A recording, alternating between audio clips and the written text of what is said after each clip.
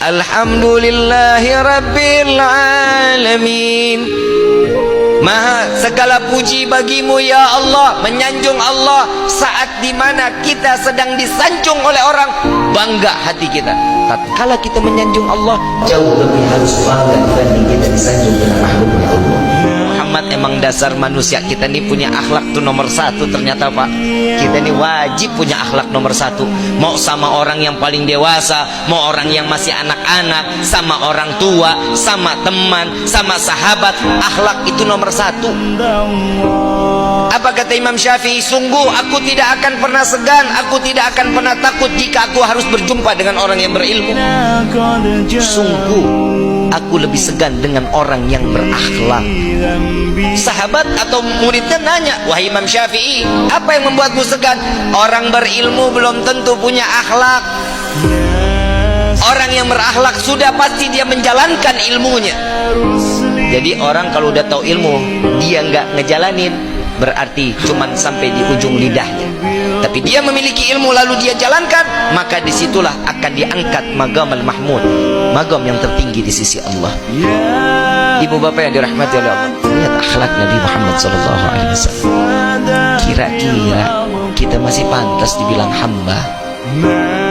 Nabi yang dipikirin umat, tapi cintanya kita kepada Nabi gak ada sampai seujung kukunya. Ibu bapak yang dirahmati oleh Allah, maaf, saya cuma mau ngasih tahu, kita ini terlalu banyak memanfaatkan Nabi Muhammad SAW. Terlalu kita banyak memanfaatkan Nabi. Ibu bapak yang dirahmati oleh Allah, tadi saya mengatakan salat kita sekedar cuman menjalankan rukun, gak akan diterima salat kita, gak akan.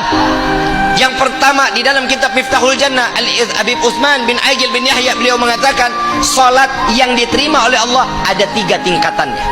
Yang pertama syariat, kita tahu cara menjalankan ibadahnya, tahu ilmunya, tahu bacaannya, tahu caranya, ini syariat namanya. Yang kedua hakikat.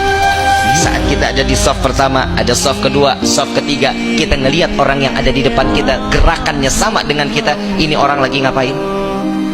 Lagi ngapain? Sholat.